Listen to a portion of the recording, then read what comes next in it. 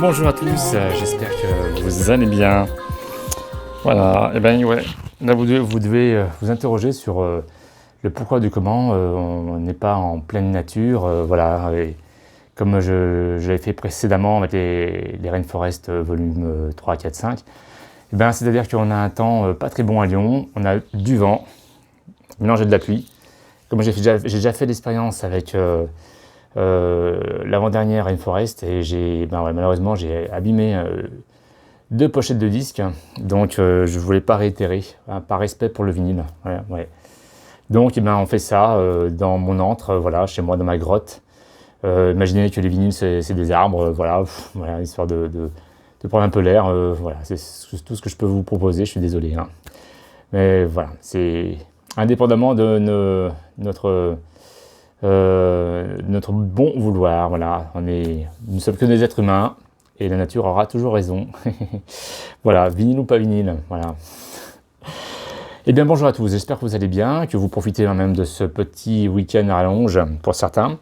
Moi j'ai un message à tous ceux qui travaillent, hein, qui ont travaillé vendredi, hein, j'en fais partie, hein. Donc voilà, je vous propose de manifester, hein, pour tous ceux qui ont travaillé ce vendredi, hein, voilà. On va manifester, vous allez voir. Allez, c'est pas possible. Eh bien écoutez, voilà, donc aujourd'hui, on va parler de 2 choses. Première chose, je vais vous expliquer un peu la playlist du Rainforest Volume 6, comment je l'ai construite. Et puis deuxièmement, vous aurez la vidéo pour, entre autres, avec le gagnant du disque, en fait, du Casual 257 avec Mark Grant. Voilà. Donc ce sera en dernière partie de vidéo. Ne zappez pas, hein, parce que avant il y a quand même, je voudrais quand même expliquer le Rainforest Volume 6. Vous pouvez écouter le mix pendant que je parle, hein. C'est une bonne, je trouve, une bonne alternative. Le numérique, il y a du bon là-dessus. Donc comme ça vous permettra de suivre un peu en même temps mes explications sur ce Rainforest Volume 6. Eh bien, c'est parti, on commence. Alors, je commence sur une compilation. Voilà, vous voyez ici. Cette compilation s'intitule Aphrodisia, The Sound of Irma. Irma, c'est une majeure maintenant italienne. Vous avez de tout, vous pourrez trouver des choses super intéressantes sur cette majeure, hein. Autant de la house que de l'afro, de la pop, enfin vraiment c'est hyper intéressant. Et je commence pour un morceau d'intro par un Claudio Coccoluto, Uno Nuevo, sorti en 1999 sur son label The Dub. Voilà, terrible. Donc, je vais vous montrer le disque quand même, hein. Au cas où j'ai des conspirationnistes, non, c'est pas vrai, il a mis un MP3 en fait. Le voilà, exactement, sur ce label. Alors, je vous conseille ces compilations parce c'est assez vraiment house tribal et un peu d'afro house. C'est de très bons morceaux de house music version tribal, voilà. Je voudrais vraiment faire une petite bio sur Claudio Coccoluto parce que j'ai appris des choses malheureusement pas très bonnes. Alors Claudio Coccoluto, qui est né le 17 mars 1962 à Gaète en Italie, il est décédé le 2 mars 2021 d'une longue maladie à Cassina en Italie. Donc RIP Claudio Coccoluto, hein. Moi, j'ai connu Claudio Coccoluto, moi c'est peut-être en 98 où j'entends un mix de lui quand il a officié pour la Energy 98. Il avait fermé le festival avec un mix disco et house terrible, franchement mortel. Et toutes ses productions sur The Dub, vous les prenez, il y a entre autres le Bello Horizonti, c'est de lui en fait derrière ça, et voilà, c'est un très bon producteur, hein. Alors, Claudio Coccoluto était un disc-jockey italien. Il a cofondé l'un des clubs les plus célèbres en Italie, le Goa, à Rome.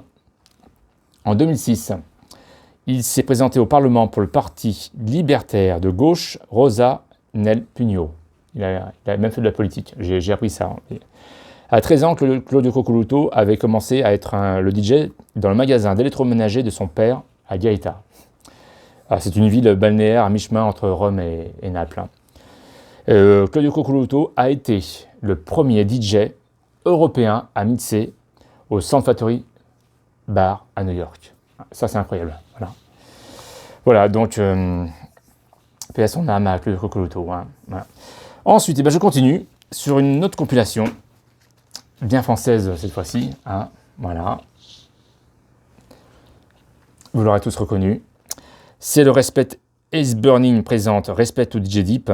Et on va se passer le morceau Lost Tribe of Ibadan, partie 2.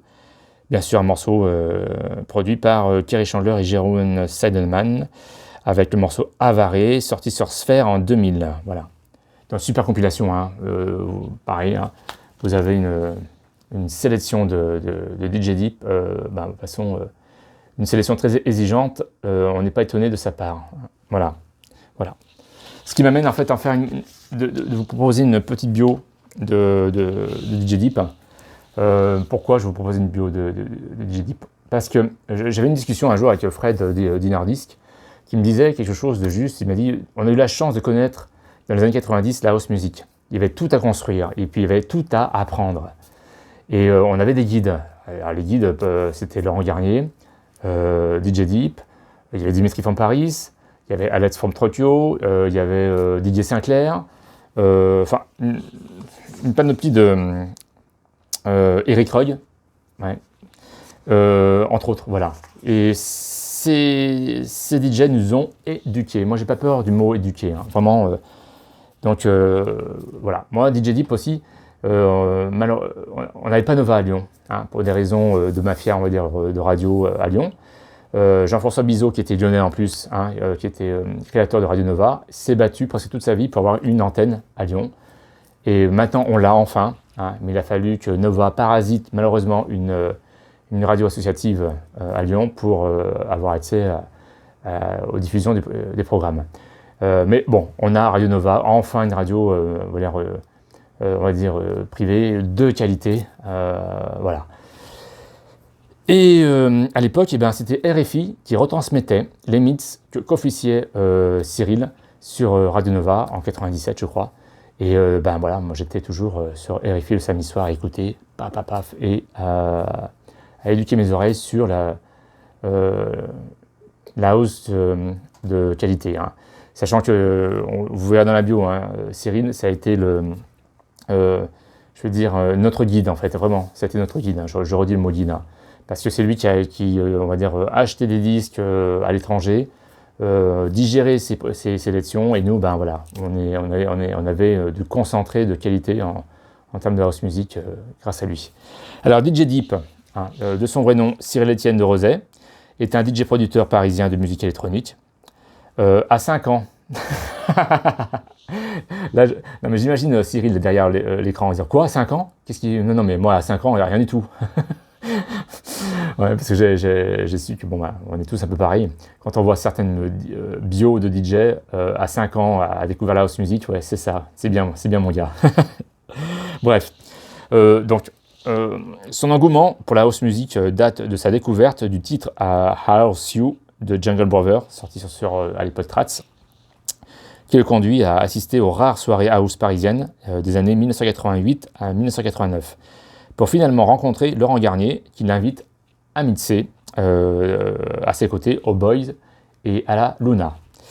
DJ Deep devient l'ambassadeur en France de la Deep House et du garage, je mets entre guillemets. Je vous expliquerai comment j'ai rencontré la première fois DJ Deep, Cyril. Donc, je dirais house vocale new-yorkaise, notamment par sa résidence au Red Soul Club, soirée Wake Up et Légende, et au Queen, soirée Respect, ainsi que par l'intermédiaire d'émissions hebdomadaires de radio, hein, Radio FG, entre 92 et 96, et puis Radio Nova à partir de 1997. En tant que producteur, DJ Deep fait ses débuts sur le label Fnac Music Dance Division, aux côtés de Ludovic Navarre, hein, à Saint-Germain, sous le nom de Deep Contest. Alors Deep Contest, achetez-le ce morceau. Hein. C'est étrange que ce morceau, on ne l'entend pas plus souvent en soirée, parce qu'il est, il est énorme ce morceau, hein, même s'il est très difficile à mixer, surtout la fin. Mais ce morceau est énorme, une nappe qui monte, une espèce de synthé orgamon 1, et c'est terrible ce morceau. Puis sous le nom de The Deep, en duo avec bien sûr Julien Jabre, sur le label Bassnotic Records. DJ Deep a également collaboré avec Olivier Portal, fils de Michel Portal, pour les connaisseurs du jazz, sous le nom de Funk Force Project sur le label Stray Up Recording.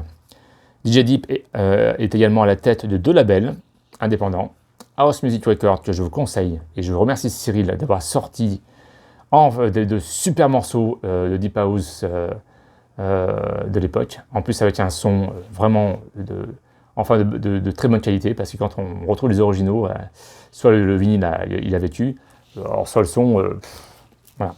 Et Deeply Rooted, bien sûr, House.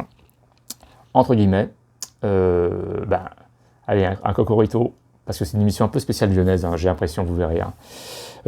Écoutez le Deeply Rooted 002, achetez-le, c'est Manu, Satisfy, Hippie. Voilà, Manu qui est très connu de la rue Stella, voilà, mais pas connu un peu plus loin. Alors Manu, va falloir que tu prennes du marché, je pense, dans les rues de Lyon, parce que rue Stella, t'es connu, mais après, moi chez moi, je suis à rue Anatole France, et personne ne te connaît, et même moi, on ne me connaît pas. N'importe quoi. Non, c'était une petite boutade. Manu, je te fais de gros bisous, ainsi qu'à Katia et votre petit bonheur. J'espère que vous allez bien. En 2018, il crée Deep Moments, un nouvel alias et le label pour sortir des morceaux aux sonorités Deep House et hypnotiques. Il a formé avec Roman Poncet, un duo qui produit sous de nombreux alias, donc Adventis, Sergi Reza, Fang et Slang. Alors, c'est de la musique plutôt à la fois house, techno et même ambiante. C'est du très très très bon travail, vraiment. Très bon travail. Depuis ses débuts, il dit lui-même se considérer comme une sorte de filtre passant de nombreuses heures quotidiennes dans les magasins de nouveautés. Il propose au public une sélection musicale au travers de son propre prisme. Oui, exactement. C'est ce que je vous ai dit. La house...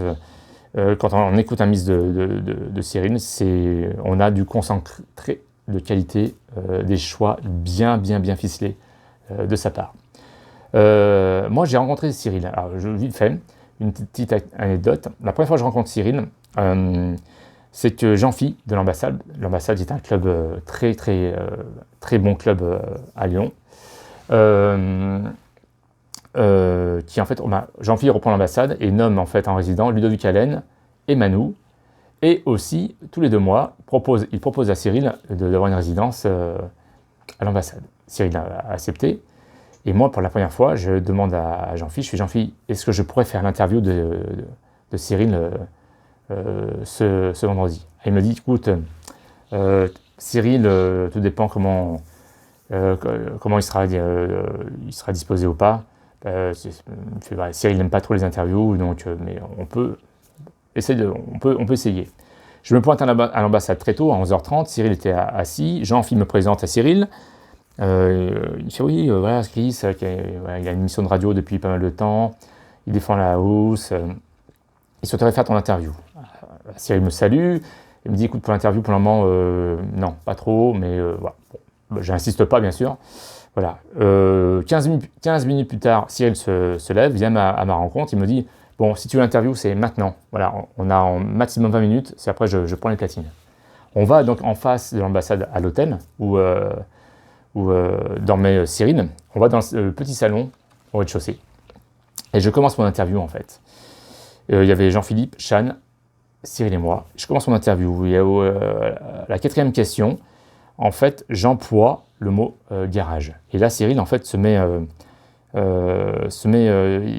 s'énerve un peu en disant mais je déteste le terme garage. Pourquoi quand j'entends le mot garage utilisé à tout va, pour moi, ça ne veut absolument rien dire. Je préfère house vocal, soul électronique ou chanson que garage. Voilà. Moi, j'ai préféré arrêter l'interview parce que je me suis senti un peu ridicule dans l'interview.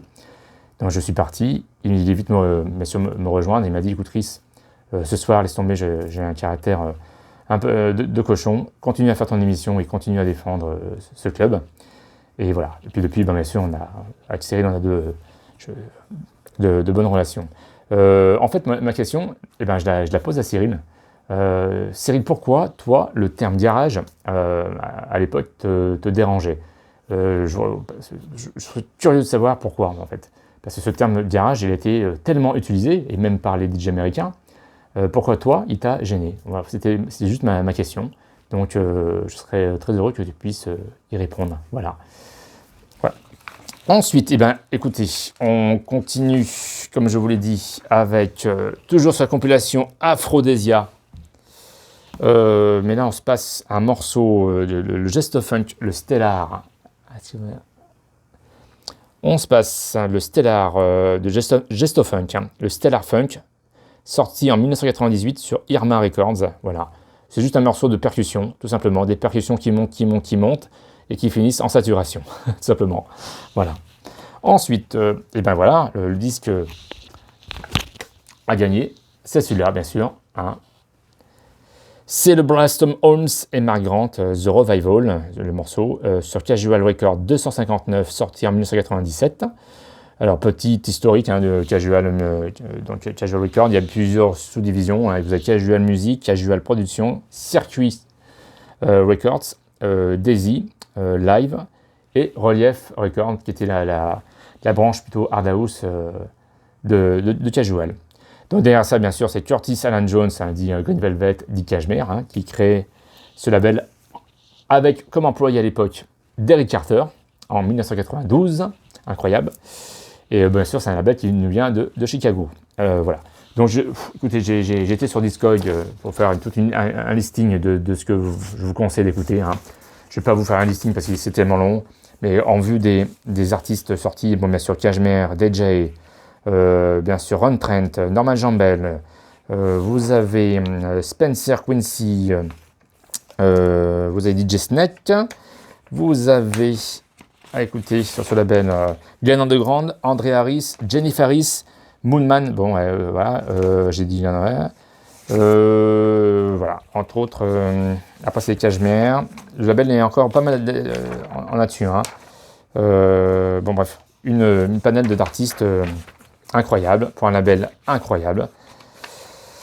Donc, Cashmere, Casual Records, voilà, c'est acheter les yeux fermés, tout simplement. Ensuite, après, je reviens sur New York encore. Non, pas encore. Je viens sur New York avec bien sûr le DJ Spen présente Jasper Street Company. Le morceau s'appelle A Feeling. On se passe à la version dub sur Bassman Boy 002, sorti en 1995. Voilà, une tuerie en fait. Hein, voilà.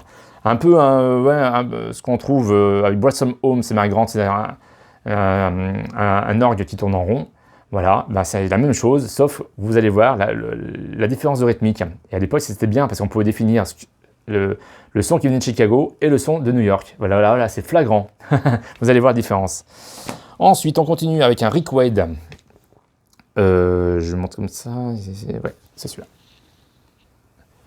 Un Rick Wade, avec le morceau qui s'appelle Night Strike, sur le PND. C'était pour le 5e anniversaire de ce label parisien, qui a été créé par Phil Ritz et DJ Allen. Donc là, on est plus dans le minimal Detroit House, hein, totalement, voilà, tout simplement. Ensuite, sur un label incognito, et ce label, je vous garantis, vous devez peut-être l'avoir. Bon, mais derrière ça, en fait, c'est Carl Craig, hein, d'où les CC. C'est un remix de Radio Slave. Le morceau s'appelle Darkness, hein, comme sur le label, sur un label inconnu, sorti en 2005. Alors, je tiens à préciser que cette référence a été bloquée de la vente sur le marketplace de Discog. Il n'est pas permis de vendre cet article sur Discog. Voilà, je pense que c'est dû au logo en fait, hein, le logo Chanel hein, qui a été reproduit pour dire en fait les deux C comme Carl Craig.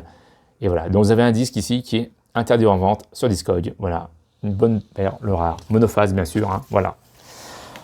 Bon, comme je vous le dis, hein, à chaque Rainforest, voilà, ça c'est obligatoire. Et là, par contre, c'est le morceau de Ron Trent, hein, c'est le morceau qui s'appelle Look Beyond, sorti sur son label Future Vision Record 001. Alors, tous les morceaux sortis sur son label, hein, c'est son label, hein, mais il faut les acheter, hein, ils sont incroyables, ils sont futuristes, hein, vraiment futuristes organiques, c'est du groove et c'est terrible. C'est vraiment, pour moi, là-haut, c'est un futur, Ron Trent en fait partie direct, voilà. Ensuite, on continue en fait sur un label de légende new-yorkais. Voilà. Le morceau s'appelle Aphrodisiac. Ça s'appelle The Song of the Siren sur New Groove Records, sorti en 1990. Voilà. Bon, on va faire un petit historique de ce label qui est incroyable. New Groove a été fondé par Frank Mendez et Karen Mendes entre 1988 et 92.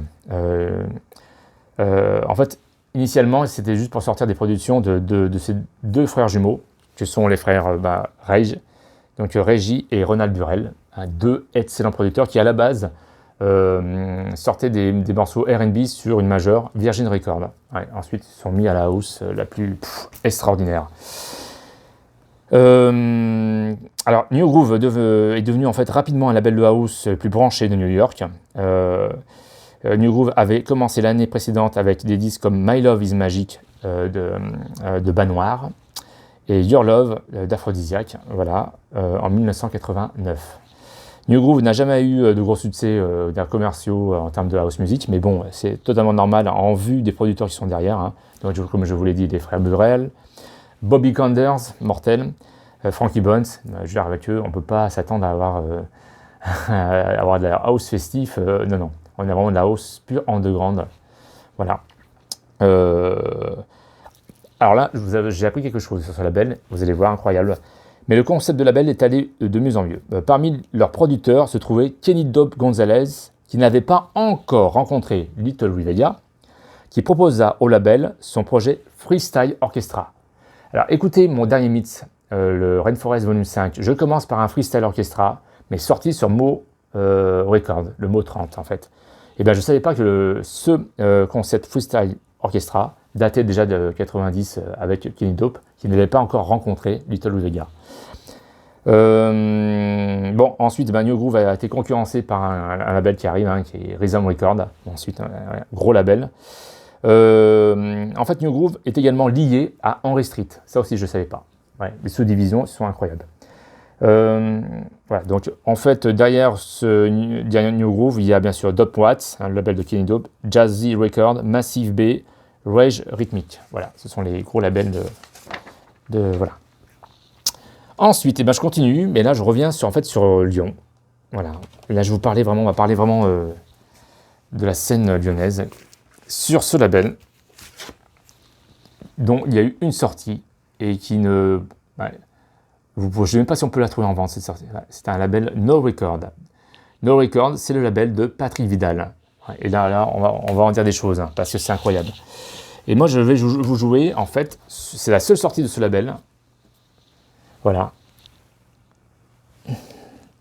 Je vous joue, en fait, le morceau terrible du 3 mai, Make Me Feel Strong, featuring Johanna Saint-Pierre, une excellente voix.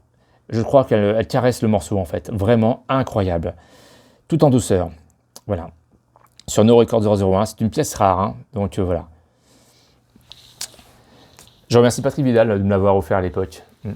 Alors, je vais vous parler du groupe 3 mai. Parce que, groupe lyonnais, vous savez, dans la vie de DJ, on rencontre d'autres DJ. Et quand on fait des rencontres, parfois, ces rencontres vous ouvrent des portes sur d'autres courants. Et moi, les 3 mai m'ont ouvert sur le courant jazz. Je vous explique. Déjà, les 3 mai, derrière les 3 mai, il y a Philippe Neumager et Jacques Perrichon. Deux excellents DJ qui ont une culture énorme et plus particulièrement jazz, incroyable. Alors Philippe Neumager, ça vous dit quelque chose pour tous les lecteurs de trance de l'époque, parce que, en fait, Philippe, je suis désolé, je dénonce. Ah ouais, moi j'en vois. Ah ouais. Je fais la délation. Non, j'ai pas peur, moi. Ouais. Alors, pour ceux qui connaissaient le magazine Trance, en 3e ou 4e page, il y avait toujours ce dessin signé par The Beat Hunters. Et bien derrière ça, c'est Philippe Neumager, tout simplement. Voilà. Et en plus, là, j'ai retrouvé la couverture qu'il avait faite pour le Peuple de l'Herbe, parce qu'il a fait aussi le logo Soupadop du Peuple de l'Herbe, et même la pochette du disque du Peuple de l'Herbe. Voilà. C'est Philippe Neumager qui était en fait à l'initiative de cette page BD incroyable. Voilà. En même temps, il m'a fait aussi, pour moi aussi, j'ai eu de la chance, il a réalisé quelque chose pour moi, pour une promo de mon émission. Voilà, il est en train de descendre, vous allez voir. Voilà, voilà. Donc merci Philippe, merci beaucoup Philou, j'espère que tu vas bien. Pour vous dire comment j'ai rencontré les 3 mai. Les 3 mai, je les ai rencontrés en fait lors d'une soirée. On était résidents à l'époque au All Sport Café dans les années 90 avec Jean-Jacques et notre concept d'House Family et Patrick, DJ Sage. Le concept, c'était 4 platines, 2 tables de mixage et de la house music. On a cherché à avoir un public, c'était très compliqué pour avoir un public à Lyon. Et Philippe et Jacques sont passés nous voir. Et voilà. Et Patrick, à la fin de la soirée, me dit, écoute, il faut t'aller les voir, ces deux-là, parce qu'ils ont une résidence à l'Escalier. Et ce qu'ils font, c'est incroyable. Ils ont un public pointu qui est ouvert à tout. À Lyon, avoir un public pointu et ouvert à tout, c'était très rare. Très rare. Donc, j'ai été à l'Escalier voir ce qui se tramait derrière ça. Et je suis tombé sur les fesses, en fait, parce qu'ils jouaient de tout. Autant de soul, jazz, funk, du jazz, chansons françaises. Et parfois, c'était bien, ils faisaient des petites interludes marrantes, voilà. Et de la house pointue. Tout était pointu, avec un public qui montait sur les tables. Incroyable. Voilà. C'est comme ça que j'ai fait la rencontre. Et puis, comme j'habitais pas loin de chez Philippe, un jour, je me suis rendu chez lui. Et j'y avais amené, en fait, quelques Kerry Chandler et DJ Snake. Et parce que voilà, je fouille dans sa discothèque et je comprends pas en fait. Je trouve autant des disques de house et puis autant je trouve du jazz, du Coltrane, de Miles Davis, Herbie Hancock, puis d'autres disques hyper pointus. Mais je dis à Philippe, mais Philippe, comment tu peux écouter à la fois de la house et du jazz? C'est pas pareil. Il me fait comment ça, c'est pas pareil? Je dis, ben non, ça, c'est pas la même musique, voilà. Il me fait, ben sors-moi un disque. Et je lui ai sorti un Kerry Chandler. Il me fait, tu vois, derrière, il a rejoué un sample. Il me sort l'original. Et là, je dis, ah ouais. Et je me suis dit, ben, si Kerry Chandler a pris ce sample de jazz pour le inclure dans son disque, ça veut dire que Kerry Chandler a un background jazz. Je lui ai sorti un morceau de DJ Snake. Je crois que c'est le Quitting Groove. Et il me dit, bah, tu vois, ce sample, et hop, il me sort l'original. Et ben là, j'ai fait une relation en disant, bah, voilà, bah, ces producteurs écoutent du jazz avant de faire de la house. Donc, je me suis dit, c'est dommage de passer à côté d'un courant qui est extraordinaire. Qui est le jazz. Voilà. Donc grâce à Philippe et à Jack, je m'intéresse maintenant depuis pas mal d'années au jazz aussi. Voilà. On va parler maintenant de Patrick Vidal. Parce que Patrick Vidal a un historique incroyable. Il fait partie de des anciens DJ français. En plus, il a un historique à Lyon. Hein. Il est arrivé à Lyon en 1962. Hein. Donc Patrick Vidal, né en 1957, et musicien. À la fin des années 70, il est chanteur et guitariste de Marie et les Garçons. Allez voir ça. Marie et les Garçons, qui est un groupe à base qui s'est fait à Lyon, au lycée Saint-Exupéry à la Croix-Rousse, dont le deuxième single est produit par John Cale.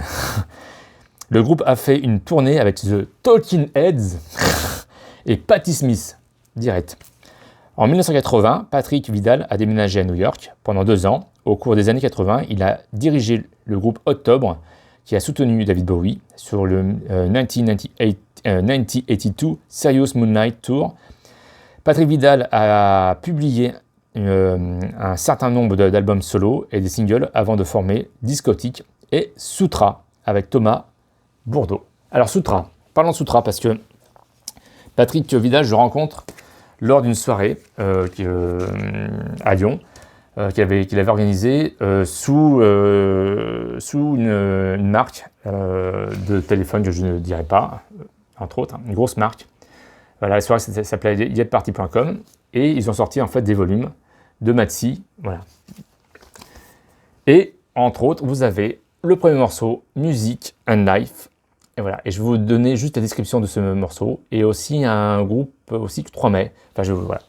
Alors, Music and Life, qui est en fait performé par Soutra, voilà, featuring Miss Oné Dijon et Alexander Hope, et avec les overdubs en fin de morceau, vous allez voir, de Blaze, remixé par Timmy Regisford, donc écrit par Thomas Bourdeau, Patrick Vidal, Alexander Hope et Timmy Regisford, sorti en 2000 sur Discovery. Voilà, rien que ça, voilà. Donc Patrick Vidal, ce qui est étonnant, c'est qu'il a commencé dans le punk rock, pour terminer, le terme n'est pas approprié, mais pour ensuite voilà, arriver aujourd'hui, quand vous écoutez en mix Patrick Vidal, ben vous avez voilà, c'est disco, disco funk et house la plus pointue. Voilà, c'est incroyable, tout simplement. Vous avez aussi Glad to be Alive des 3 mai. Vous avez aussi sur cette compilation, je tiens à le dire pour les Lyonnais, Vision of a New World, donc écrit par bien sûr Pascal Rioux, Livo et Mr. Day, voilà, sur la belle Rotats. Et un Marseillais, je crois c'est Mr. G, avec son morceau J66. Voilà, sur cette compilation qui est, je crois, juste une promo. Voilà, donc Patrick Vidal est DJ résident au Bain de Douche à Paris en 1983 à 85, à la Power Station Paris en 89 à 90, au Substation South and Haven à Londres de 97 à 2000, et Monoculture à Paris depuis 2003. Il compose de la musique pour des défilés de mode, pour Thierry Mugler, et pour des boutiques comme Habitat, Galeries Lafayette.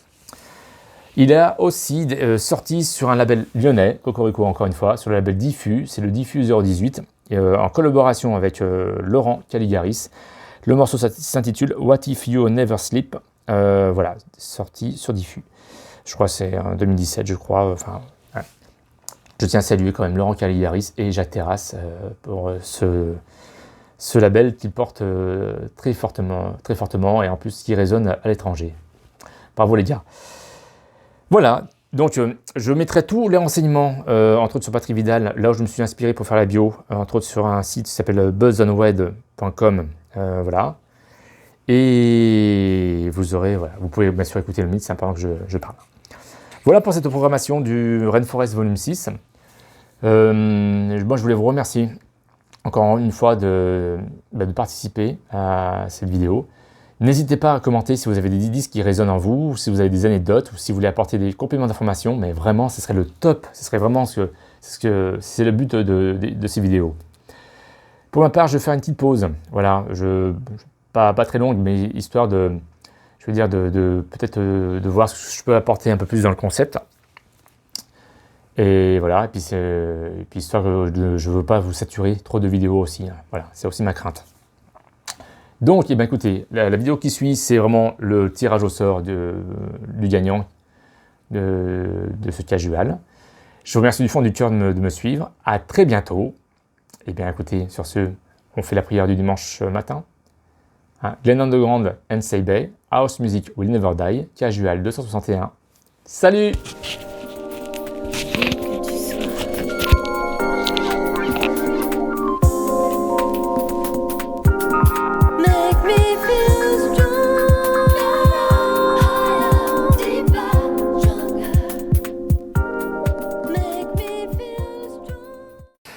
Et bien nous y voilà, pour gagner ce disque, le moment important de cette vidéo que tout le monde redoute, c'est pour gagner ce disque, ce fameux disque sorti sur Casual Records, le Casual 259, le Brastom Home, c'est Mark Grant avec en face 1, le terrible psychotique Disco House Renardi, ensuite le psychotique Pimpin, et en face B, bien sûr, The Revival qui est terrible, voilà. Pour cela, écoutez, on va faire tourner la platine MK2 de la Roue de la Fortune de ce disque. Avant tout, je vous fais juste un petit lancement pour que vous puissiez voir que votre nom est bien sur la liste. Alors donc, j'ai repris tous les j'aime de la vidéo et les j'aime de mon précédent mix. Donc voilà. Alors, à savoir que Matsens, la délinquance, est mon frère. Donc bien sûr, si le sillon tombe sur...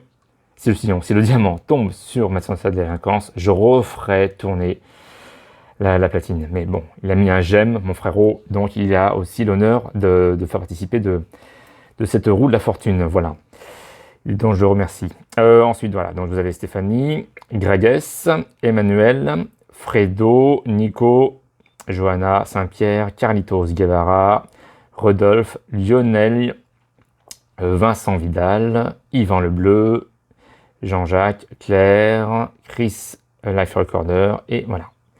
Et bien c'est parti, on va lancer maintenant d'une main d'une platine innocente. On va faire tourner, c'est parti. Je vais accélérer. Tac, on place, on est en 33 plus 8. Et pour en plus donner encore le hasard de la vitesse, on met ça tout en 45 tours.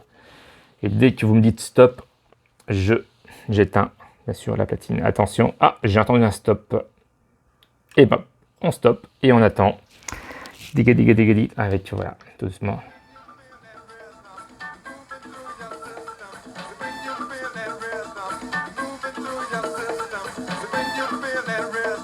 Ah.